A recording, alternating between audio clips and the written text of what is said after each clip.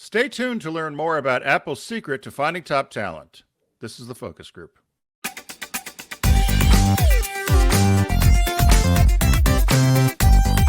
They're all business, except when they're not. It's the Focus Group with Tim Bennett and John Nash.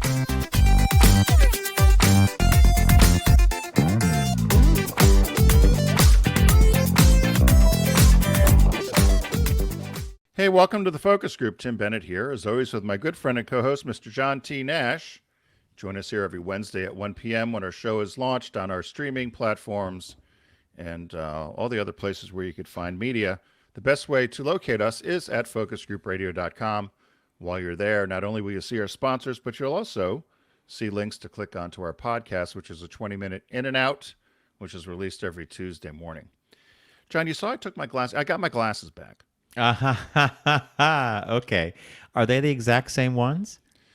Well, so they had to send out to, so they're, of course, they're an Austrian pair of glasses. Where do you think Austria has their home base in the United States?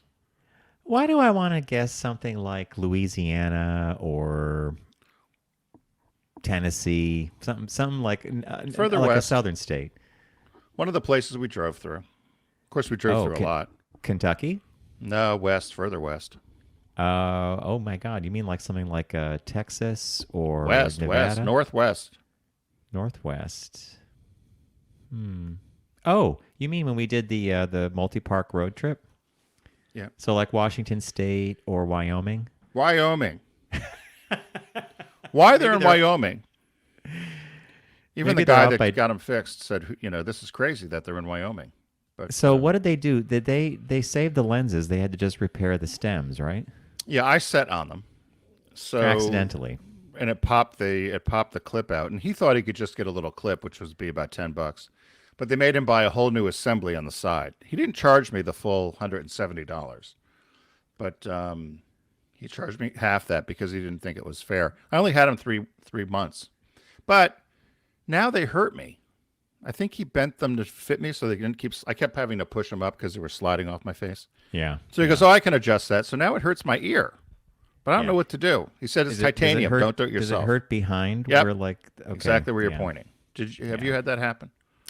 Yes, and it was on the frames that have the Wire? thin metal. Then yeah. And when I do my reading I have a That's pair what of this reading is. glasses that have this kind of Yeah. See. And the other ones, the ones that are like your other reading glasses, the thicker frames with the plastic Yeah. stems, those Those don't are really fine. bother me as much. No, I should have stuck with the pins nez you made fun of me with. Isn't that what they were called? Pins Nez, yeah. Pins nez. When Did I had tell you those? we got some of those? We have our own pairs now. Oh, and you were making fun of me years ago with those. Well, you were ahead of your time, so naturally you had to have like a little rock thrown at you now and then for being ahead of your time. But we were at Gary's birthday dinner maybe it was a year ago, and a friend of his brought out these plastic pins Nez, like they were reading like 1.5, Yeah. and he puts them on, and we borrowed them to read the menus. And now whenever I go out, I carry a pair in my pocket, and people laugh at it because it's just looks so Ben Franklin ridiculous, right? But they're easy to carry, as you said. And if you lose it, you lose. Just a piece of plastic, right? That was like $15 or something. It's like 1.5 readers. They're not like your high end prescription, but they do the job. They do the job. So our premium ice cream maker. So last week when we did our business birthday, with Kate, who works at Hillwood for Meriwether Post, right? She and she wrote the book about gardening. Kate did, and so forth. So she calls me up. She heard the birthday. She said she laughed. Now, I don't know why, but we probably do know why. Go back and listen to it, right? So, but she brought by about her being a house mother for a bunch of frat boys in frat Boston, boys. right? Yeah. and then I heard Mother from somebody. Marjorie. Was her name Mother Marjorie? Right. And then I heard from somebody, our friends Patrick and Howard, they thought her third husband might have been gay that she married. So she went from gay to frat boy. Not a hard leap. But she had made some lemon ice cream. She was hoping you were going to be down again. So she did the key lime for you, which we loved with the graham cracker. Oh my She God. did the it was orange. Yeah. And now she made a lemon. So she's doing all the things that we've talked about for years. She's able to do. I still don't know why. Now she says it is expensive. And I'm wondering if that's why regular big ice cream makers won't make them. Is it too expensive to make? The ingredients are expensive. Well, in order to get the right texture and to get a lemon flavor, so it's not so artificial or so that it gives you a good texture, um, she buys very premium. She'll buy real lemons. She bought real key limes, oranges, but then because they have the citrus in it or whatever and can crystallize, she does something with some sort of texture and cream. So I think there's even more cream or sugar added, so it doesn't get all icy. Anyway, I'll save some for you for next time you're down. Thank you. Well, look, you and I know there's a business lurking there. You and I just have to have little paper hats on and walk up and down the boardwalk with our cart selling. I think we were going to do like a Chipwich thing, right? Yeah. Key lime would have graham cracker. Chocolate chip cookie would have orange. And what would have lemon? Lemon, I would use a shortbread cookie. Shortbread. Done. Yeah. See, look, we've already solved the problem. We don't even need a marketing team or research for this. No, I think we got something there. She says she doesn't want to do it, though. She'll give us the recipes. She's not going to be pumping this stuff out. She's too busy at Hillwood. But isn't it her touch, her love of the of ice cream that adds to the flavor, right? John, she wasn't having it.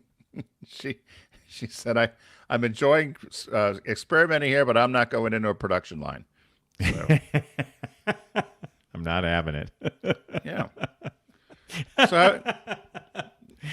So how's we've hit spring, which is now we're getting into your time of year where you can be outside more.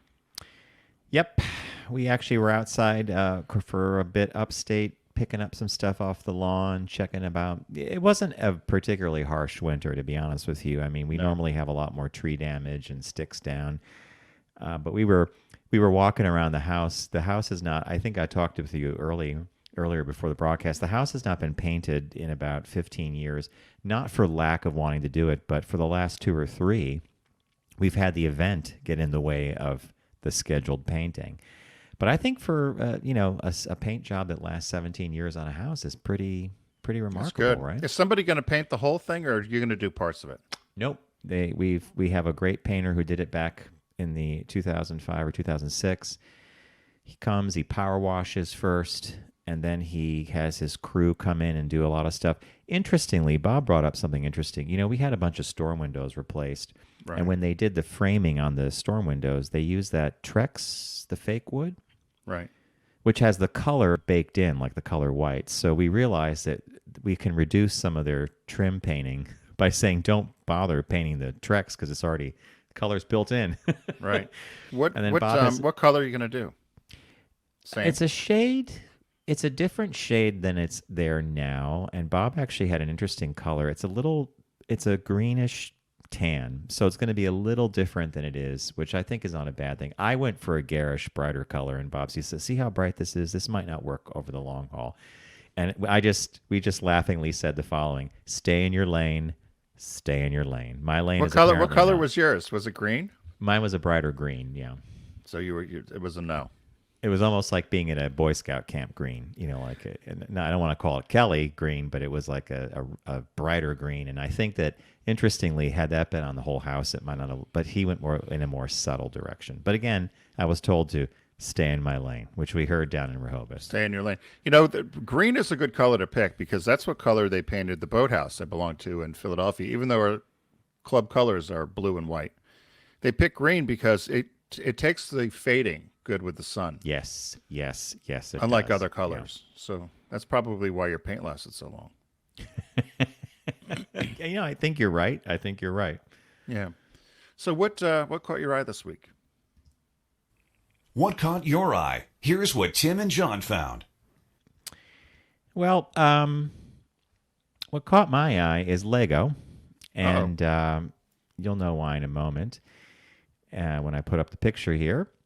Basically, there's a store in Chicago called Citizen Brick, and they create custom little Lego pieces, and they've created one of Ukrainian President Zelensky, and they've created a little Lego thing that is a Molotov cocktail. Oh, my God. So apparently people go crazy buying these things. They're called minifigs. They're tiny little Lego figures that are scaled to match the bricks, and they they clip onto things. But obviously, Lego would not make this themselves because they just wouldn't. I mean, you see the little Zelensky figure, then the little Molotov cocktail thing. So this company called Citizen Brick in Chicago did it for them. And, an example of other things they carry, for $25, you can pick up a minifig of Carrie, from the movie Carrie. Right. A knife-wielding Green Beret, or a Squid game player. Now, Squid was that Netflix show that came out of South Korea that was really popular a while ago. You could also buy cigarettes, condoms, and bandaged heads for your Lego bodies and your parts. So, in other words, these are not, as they say here, these are not corporately sanctioned Legos, but they can do this anyway. So now Citizen Brick is offering Molotov cocktails and President Zelensky as a custom set. And in light of the recent invasion of Ukraine, they have decided to do this to raise money and donations to help the Ukrainian refugees. So they had a sale, and I think they raised 16 or 17,000 selling, 16,540 selling this batch of the Zelensky and the Molotov cocktail thing. They're thinking of doing another batch of these, except this time they're thinking of doing a little miniature Lego thing of a javelin missile or something like that. They need to do a Putin. I just think it's really kind of a funny little thing, and as I said, all proceeds are going to help with resettling of the refugees. But minifig. So it's not actually a Lego store then. Well, no. Citizen Brick is a private store, and they create their own concoctions, but they use Lego parts to do it. So it's not sanctioned by Lego, but it's certainly Lego. I'll have to check. I'll have to check them out because maybe they've got a Kim Jong Un I can get with a rocket. Just look up I'll look up later Citizen Brick. Yeah, Citizen Brick. Okay. Apparently they've got a lot of, and people buy these even if they're not Lego fans, just to have them on a shelf or just to have it as a conversation piece. I love that stuff. There was a company, well, I don't know if it was real, but those model kits, you could buy the plastic model kits and you'd have a car you would do, or, science fiction stuff. You would do the space, space kits or whatever. Mm-hmm. So somebody mocked one up of a bunch of army equipment. So one had a tank, one had like a cannon stuff, and they were all being pulled by tractors. And so they were called the Ukrainian editions, because of all the Ukrainian farmers who've been stealing the Russian equipment with their tractors. Yeah. So the boxes look great because it was like, this army stuff, and then there's a tractor they had photoshopped in front of it pulling the equipment. So I thought that was quite funny. I just popped over to Citizen Brick, and it says here that what I profiled, the Zelensky and the Molotov cocktail kit, they're sold out. And it says, thank you to everyone who helped us raise $145,000 for aid to Ukraine. We will not be making any more. Please consider making a direct donation. And then you could, of course, shop other things. I was going to look for, you wanted me to look for Kim Jong-un.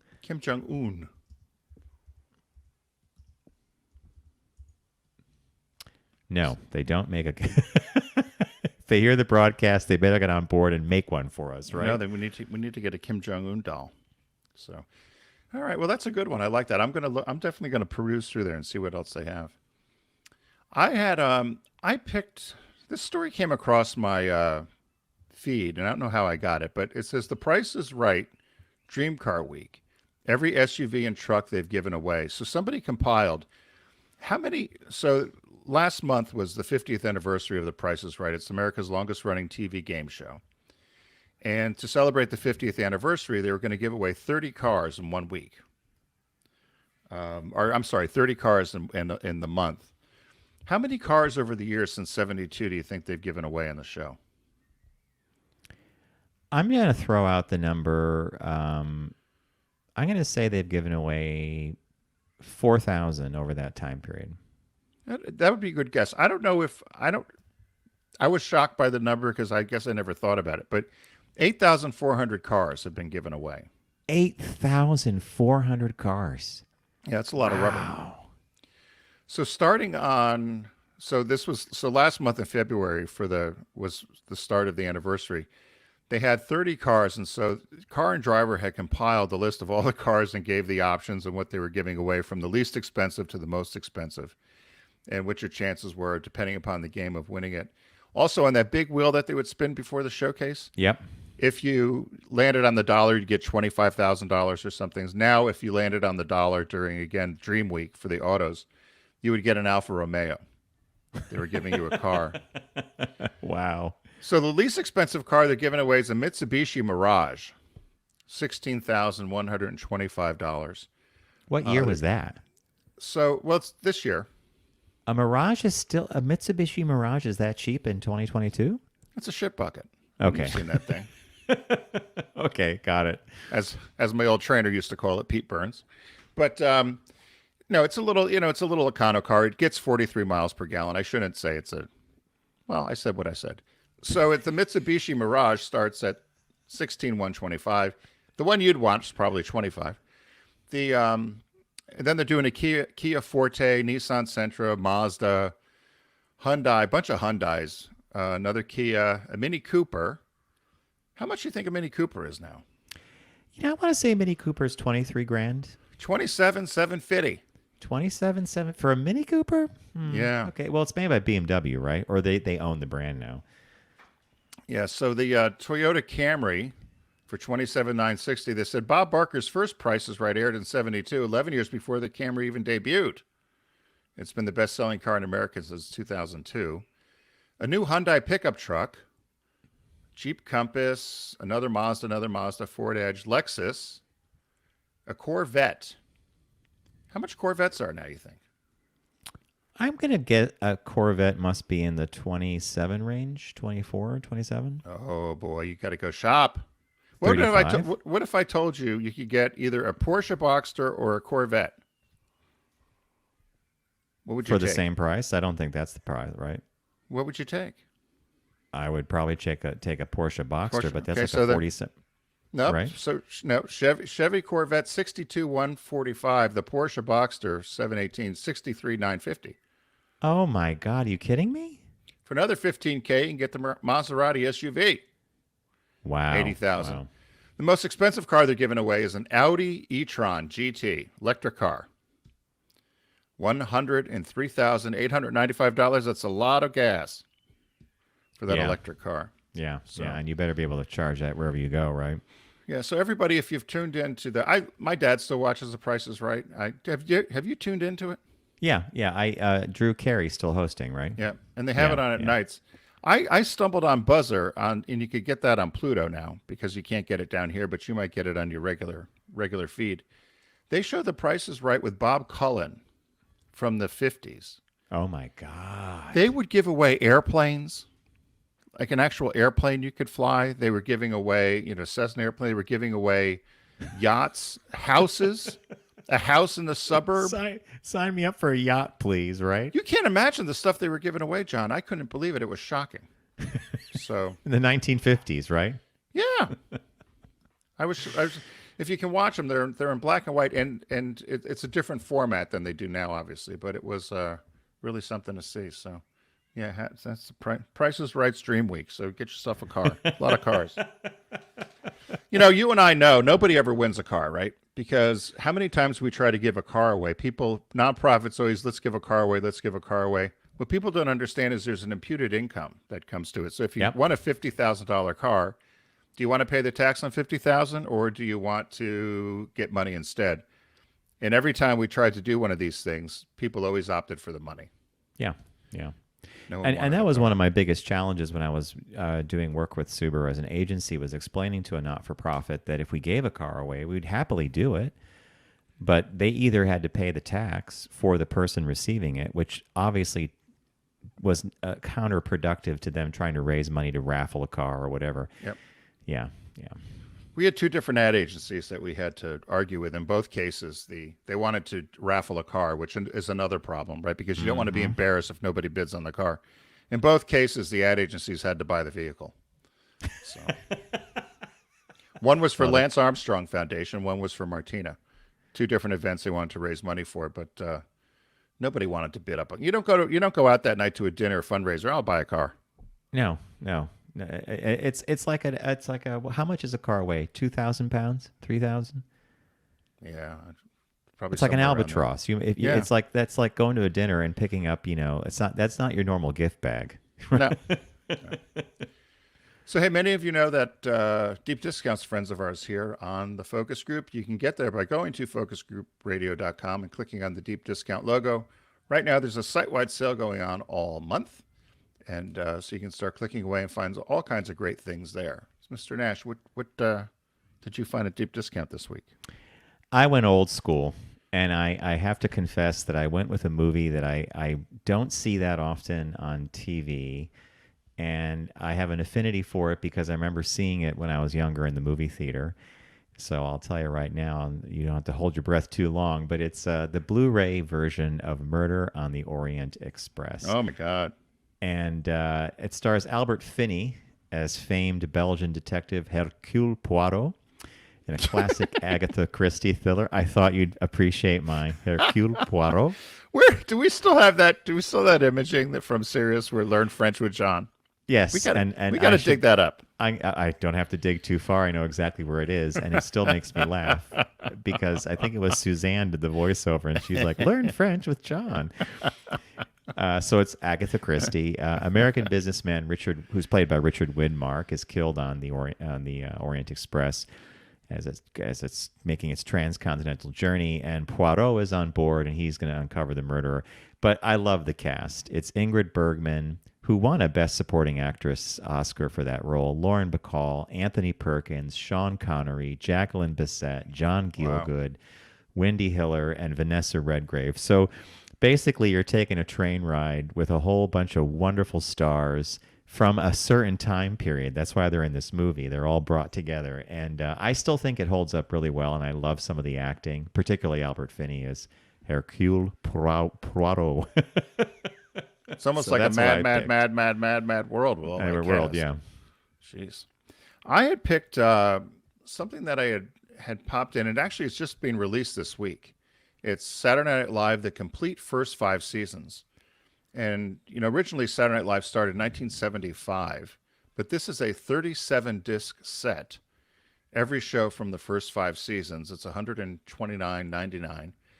And so it's every sketch, every musical act, every one of the complete episodes, all those characters, everyone from Chevy Chase, Jim Belushi, Dan Aykroyd, Garrett Morris, Bill Murray, Gilda Radner, Jane Curtin.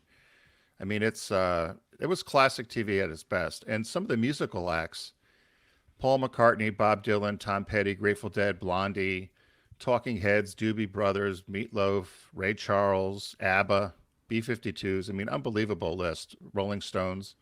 So live performances on the show.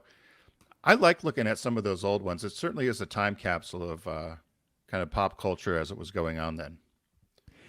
And, yeah.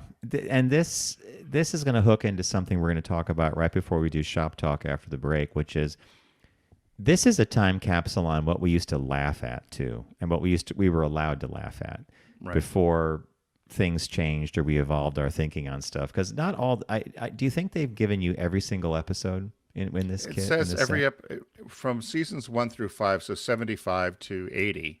It says every sketch, every act for the first time was just released this week. Every complete episode.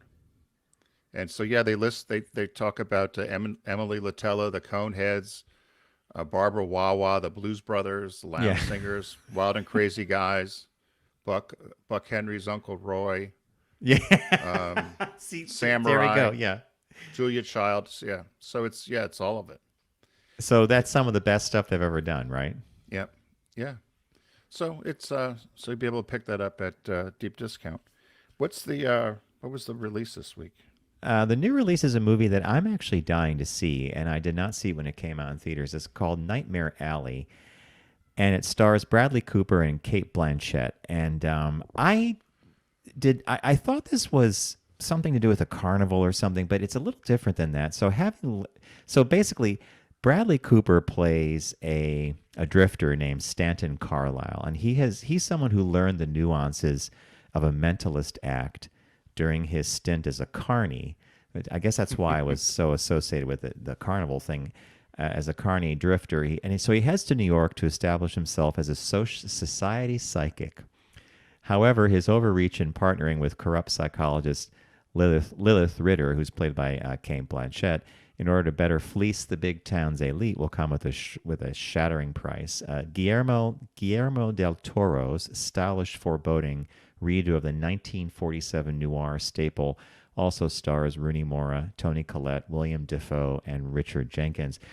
So this got good reviews, and it looked interesting. So I'm definitely going to pick this up, and I think it's only like $24.99 at deep discount on Blu-ray. But the release this week is Nightmare Alley. So there you go. We're going to review here what we all picked. I picked this week Murder on the Orient Express, basically because I love this classic time capsule ensemble cast, and I still think Albert Finney is my favorite Hercule Poirot. There we go, Tim. I said that right. And Well, Tim you think so? Yeah, I do think so. And Tim picked Saturday Night Live, the complete first 5 seasons. Not only is it a time capsule of the show, but it's some of the best sketches and some of the best routines that I remember. I mean, they still do some great stuff, but those early years are just off the rails.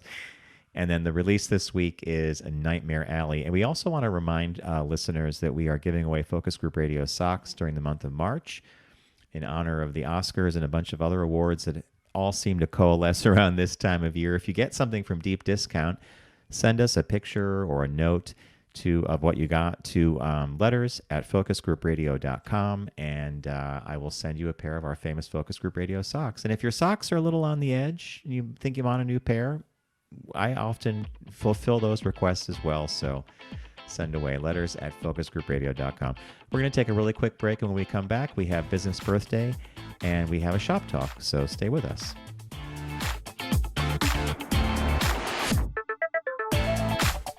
You're listening to The Focus Group with Tim and John. Learn more at focusgroupradio.com.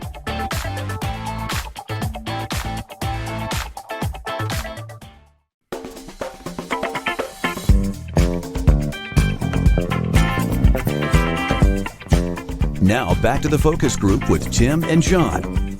Available pretty much everywhere.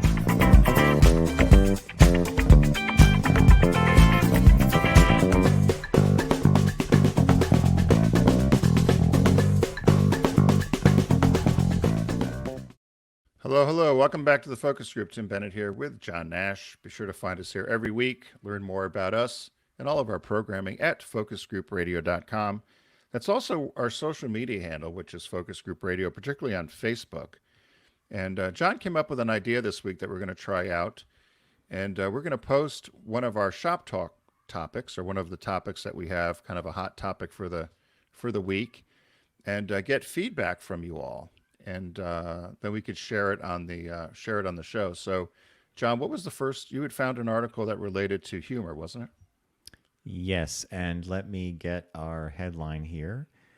Yes, so this was an opinion piece that was written in the UK, and the headline reads, "The deluded BBC thinks censoring Little Britain," if you guys remember Little Britain, the comedy series, "will appease the woke BLM brigade, but canceling offensive comedy puts us on a communist-style path towards erasing our cultural heritage."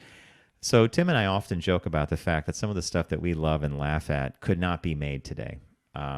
It would just cross too many lines, and yet we do have a history of jokes and humor. And in Little Britain's case, those guys were equal offenders, weren't they? I mean, I don't think anybody escaped their comic eye. So we're going to post that article, and we would love to get your feedback and what you think about it, because that also pertains to things like the Catherine Tate show. I mean, even think of Tracy Mel Brooks's Ullman. first movie, Blazing Saddles. I don't even know if they can make that today. So it might be interesting to get people's opinions on that.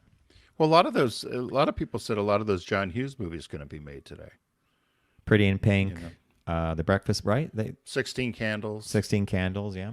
Yeah, they won't show. So, I know it was a different time, but some of this canceling of things makes, well, as you said, I think you said you had seen somebody say that it's difficult for stand-up comedians to even do anything now because someone's going to be Impossible. offended. Yeah. Yeah.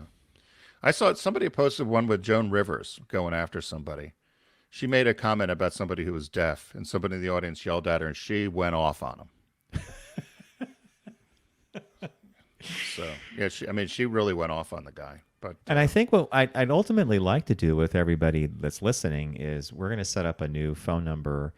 Our friends that do it over at DNR as well, where you can call and leave a comment or a thought about something, and they'll curate those. And then I would love to add that kind of audio back in, because that reminds me of when we used to be live and you could call in. And we used sometimes, Tim, you and I were taken by surprise by some of the calls for sure, right? yeah, I missed the calls. The calls were fun.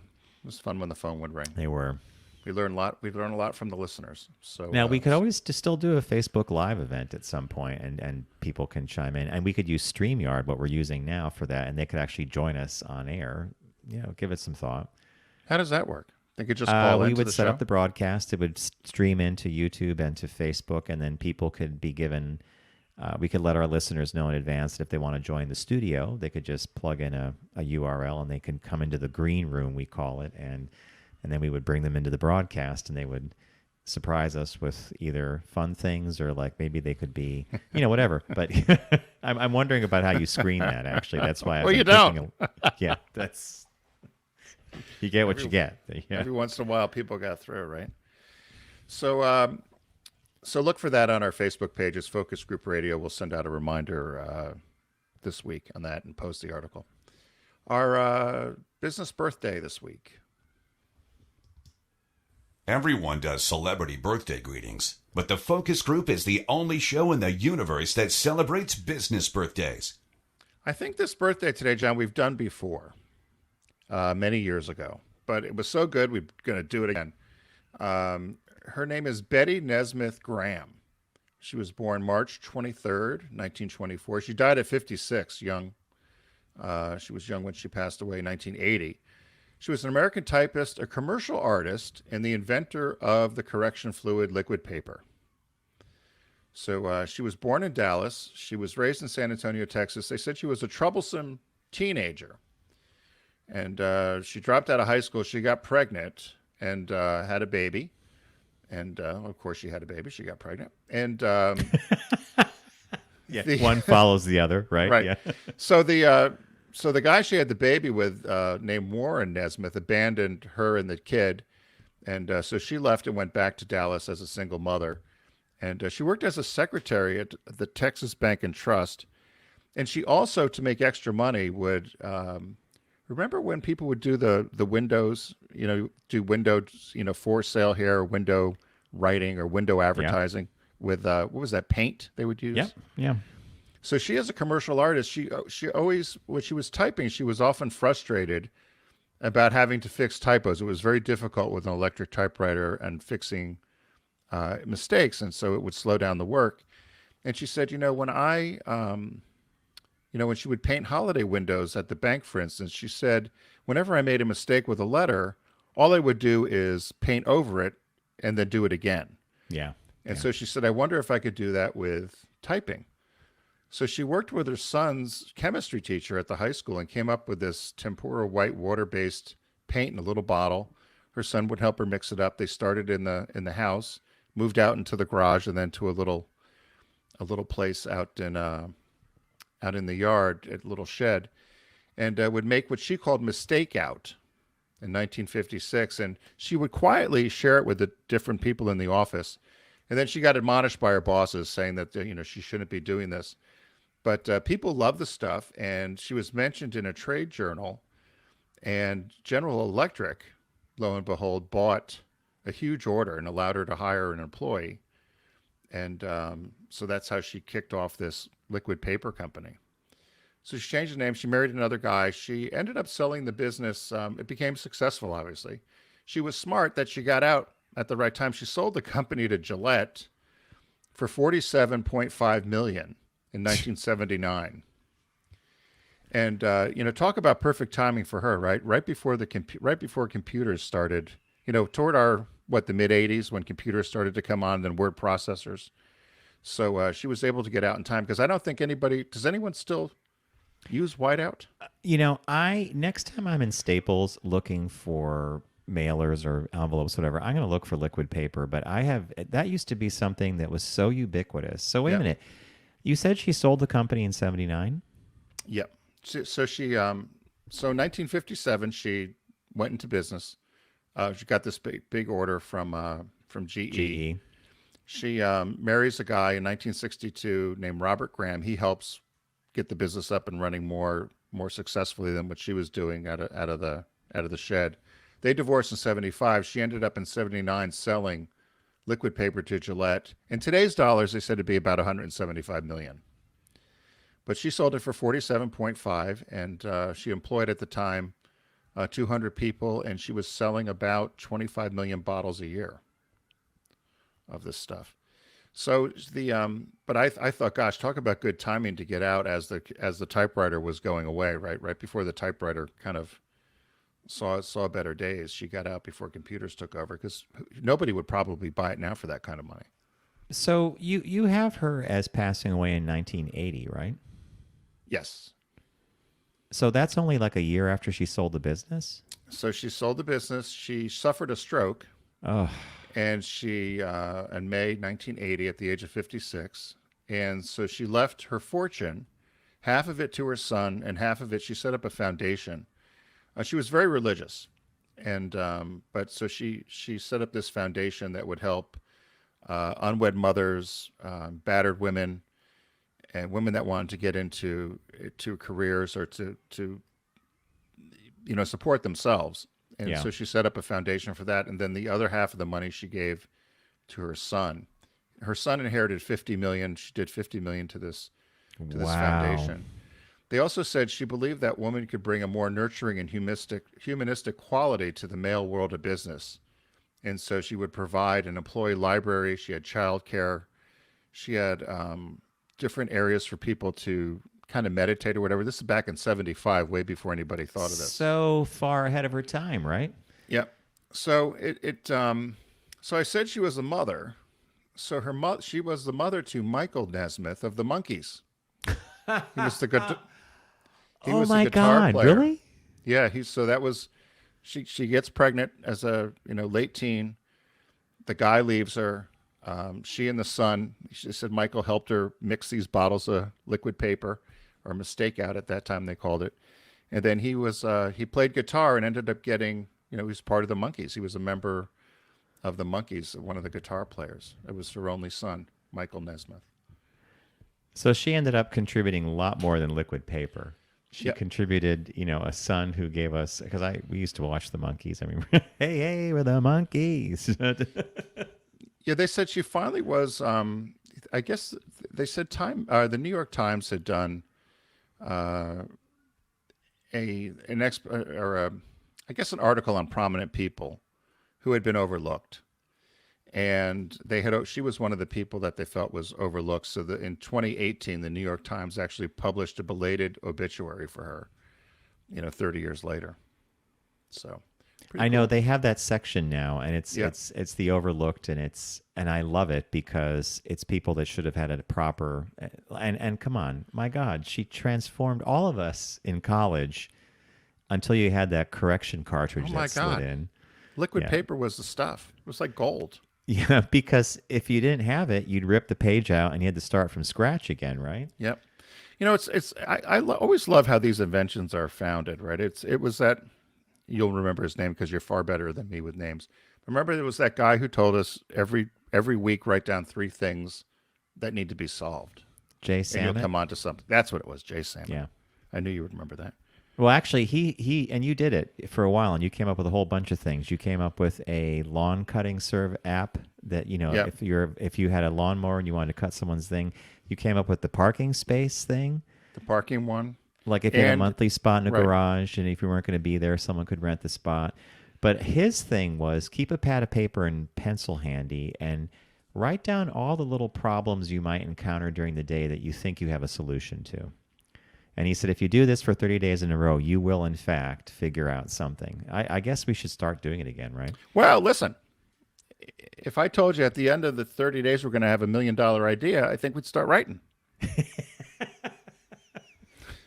I agree. We got these ice cream sandwiches.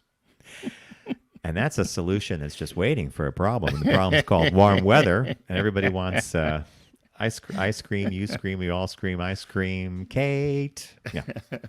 Exactly. So there you go. I think Bunky wouldn't be too happy if she was grinding out the ice cream every week. Well, maybe, right? Listen, money comes in, you're happy, right? What did our friend's mom tell us? Boys, if someone offers you money, what do? Take it. Take it. Yeah. Somebody offers you money, you take it. So, hey, early on, and John had mentioned, and we did in the teaser, that our shop talk today is from our friends, or it's regarding our friends at Apple. And the headline is, Apple uses the rule of 3 E's to find the nation's top talent. They said for the 15th year in a row, Apple has topped Fortune's World's Most Admired Companies list. They're also number 1 in my book with the mantra of the customer's always wrong. But beside that, I think, don't you think? I have to smart confess with Apple. Yeah. But I think they have an Tim, attitude. Yeah. Well, I have to say, you and I have very different experiences with Apple and the Genius Bar. And I have to say as well that if I were ever a genius at an Apple store, and I do think I should try this, by the way, I think I could actually pull it off. What I have learned is language is key. And I think they assume that everybody speaks about these things the same way, right? They don't. And they don't, no. And like when I went in, one time I had a hardware problem, and I came in with a printout of a test that I had run on the laptop. And the genius says, well, he said, what do you think? And I said, I think the memory or the motherboard's damaged because it would never kick back a test like this if it weren't. And he goes, well, you just made my job a lot easier. You're right. We're going to take the laptop, we're going to replace the motherboard, and we'll have it back in 2 days. I remember calling you from the Apple store. I'm like, I'm losing the laptop. I'm going to buy another one. When the other one comes back and it's replaced, that will be your new laptop, which is the one we just retired for you. But I walked out of there thinking, if I didn't know any of that, I would have been in there for a while, and they would have done all this diagnosis stuff, and I might not have understood a thing they were saying if I wasn't like me. But anyway. Well, when I was last in there for my music, I mean, the one guy, when I told him what we needed to move the music, he just kind of gave me one of these, cockeyed looks, and then he, boom, boom, boom, within less than 20 seconds, here's your music. I thought, I can't be that easy. John knows how to do this stuff, and John's puzzling over this. So, and of course, the music moved, but it didn't move, right? Yeah. So then it became hours. Go shop, come back. Go shop. Oh, I needed to keep your computer for a week. No, I can't. It was like when I went in there to get, was it the iPads for us? And they had a new color. Yes. And I thought, I wonder if I should get the gold one. Rose gold. I remember this. The guy, just a little cocky guy, looks at me and goes, it's a little forward. I wouldn't peg you for that kind of guy. Color. Yeah. I'm like, what do you mean? And he just kind of his shoulders. I think I'd stay with the white or gray. Then I find out it's like yeah, because it was all like little teenage girls who were buying the rose pink or whatever that was, rose gold. I was like, so he did you a favor. He did you a favor. But smart, snarkily. Yeah. Anyway, back to Shop Talk. So they are known for hiring some great people. Of course, we have friends that have worked at Apple, and so we can attest to that. But they talk about how they find the right candidates or the right people, and so many people going through the job search get stuck in these artificial intelligence algorithms, or your resume gets spit out based upon keyword searches or something. And while Apple does that, like so many companies do, to kind of weed out what they think they're looking for, they also, within the personal interview phase, employ this thing that they call the 3 E's in order to find what they think are the best employees. So there were three E's. Obviously, each thing starts with an E. So what was the first one? Expertise. As evident as it sounds, your first line of defense when fielding candidates is expertise. So to get even deeper into this faster, upon first glance, every resume will tell you experience and education. But they're not necessarily going to give you a transparent read on a candidate's degree of expertise, which is a little bit different. To find this, the nation's leading employers and most innovative companies and CEOs, such as Elon Musk, I love they throw his name around all the time, use the 2 hands test, where a candidate needs to have 2 things: first-hand experience and hands-on testing. They don't delve into this any further on the expertise side, unless they consider hands-on testing questions that would probably probe, let's say you're going into the marketing and advertising area, and they would say something like, give me an example of a challenge that threw you for a loop or that you're proud of how you solved it. Does that sound like a hands-on test to you, Tim? Well, yeah, and also earlier on when they talk about the difference between expertise and experience. So you Yeah. might say, "Oh, I'm an expert in something." Well, really, well, what's your experience with it? I mean, you and I have run across a lot of people that were quote unquote experts within marketing to the LGBTQ consumer. Yep. When you ask what the experience was, well, they worked with a nonprofit once. Well, okay, but did you really sell consumer products? Or did you do something that had a more tangible Yeah. Yeah. business to consumer focus rather than maybe a nonprofit thing? So it's the actual experience versus your quote unquote expertise or education.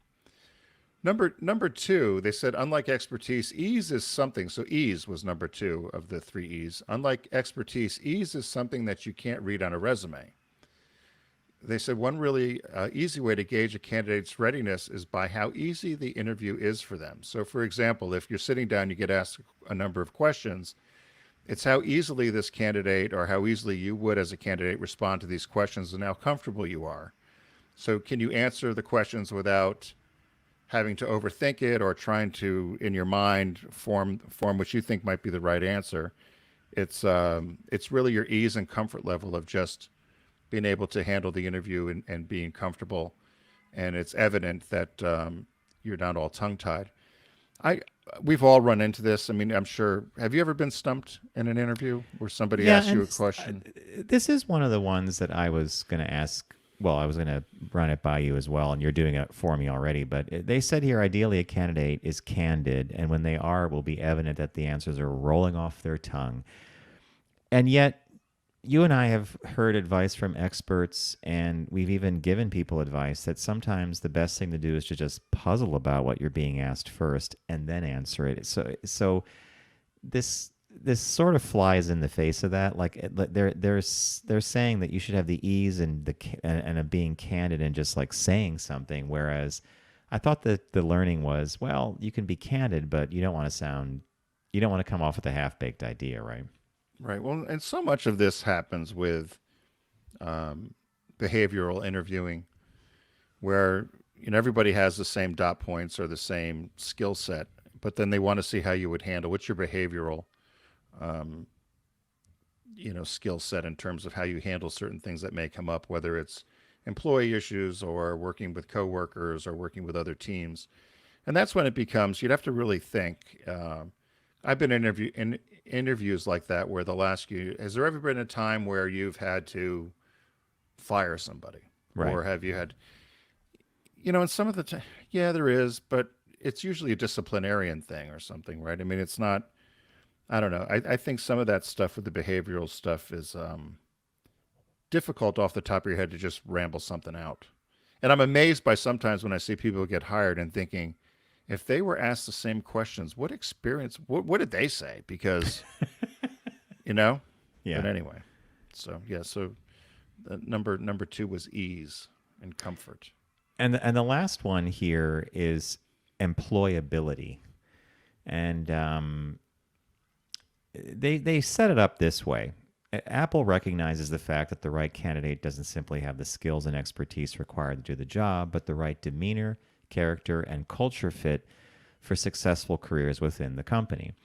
To find candidates that are the perfect fit, Apple uses real-life tests within its interview process to test employability. For example, it often uses group interviews to mimic the competitive nature of working within some of its teams, or asking candidates bizarre questions mid-interview, such as, is a coconut a fruit? To test a candidate's ability to roll with interruptions and indulge the curiosity of others, something that can happen frequently within the office. I'm not sure that's I get it. Under the Rubicon or under the title of employability, I mean, when you interrupt someone, you say to them, "Is a tomato a fruit?" Or it just seems a little spurious to me. Like, okay, did you ever pull any of this stuff? Or I've never done these, but I think they're all gimmicky. I was in an interview once, and a guy, he hands me a piece of paper. Obviously, he wanted to go to the bathroom or go eat, was I think what happened. He hands me a piece of paper, and he says, when I come back, I want you to you need to write a billboard of what Tim Bennett's billboard. If I'm on the highway, I remember this. And or what would your philosophy be, or what is your? And I forget how he. No, totally his thing framed was, it. what would your billboard be, right? Yeah, and I said, okay. I said, I don't need you to go. I don't need you to leave. And I just wrote down, I'm busy, and I handed it to him. Obviously, I didn't get the job, but so. But I thought that was stupid. I mean, what were you going to write? 3 adjectives, charming. I mean, there is something to that employability thing where if you're in a team setting and you're in a meeting and you and I we have presented and we've done pitches where we're interrupted constantly. However, I want to point out that the interruptions are often related to what we're presenting. So it's not like we're thrown off balance. Someone might ask us something that we're going to talk about 5 minutes down the road, and we'll say, we're going to actually get to that. It's an excellent point. But it sounds like the Apple test is a little different, where they want to just inject random things to see how quickly you can answer and then recover and get back to doing what you're supposed to be doing, right?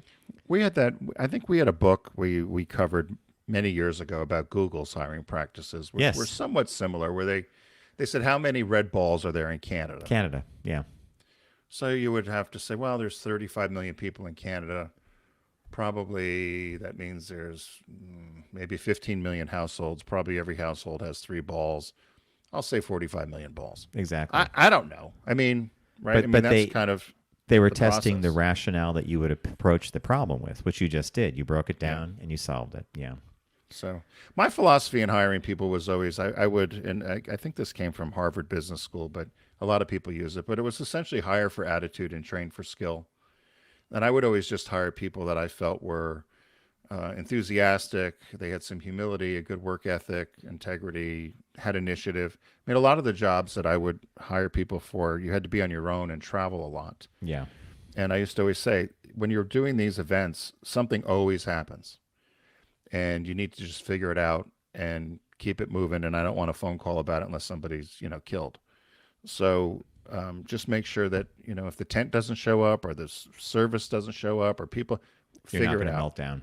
Yeah, just figure it out. And I will say I've been very fortunate and always hiring really good. I don't think I ever had a bad hire in one of those by using that approach of hiring. I for know attitude. everyone that I worked with almost everyone you direct hired, and they were fantastic. So I think that's that could sum up our shop talk: hire for attitude, train for skill.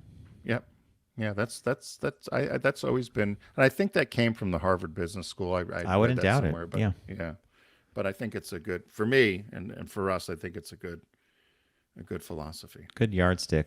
Yep. All right, folks, we're going to wrap it up there. We want to thank you for joining us today here on the Focus Group. Remember, it's focusgroupradio.com. That's the URL for our website, and you can find out all about us. And you'll also learn about TFG Unbuttoned, our other audio podcast. 20 Minutes drops on Tuesday.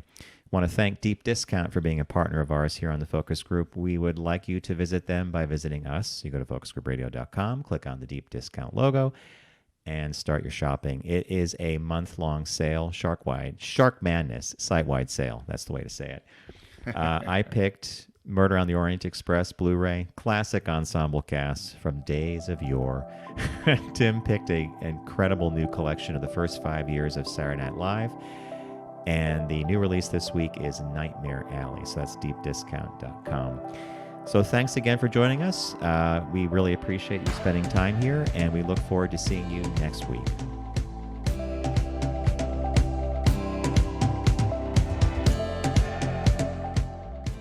It's the Focus Group with Tim Bennett and John Nash. Accessible on all platforms. Subscribe, like, and rate us on your platform of choice.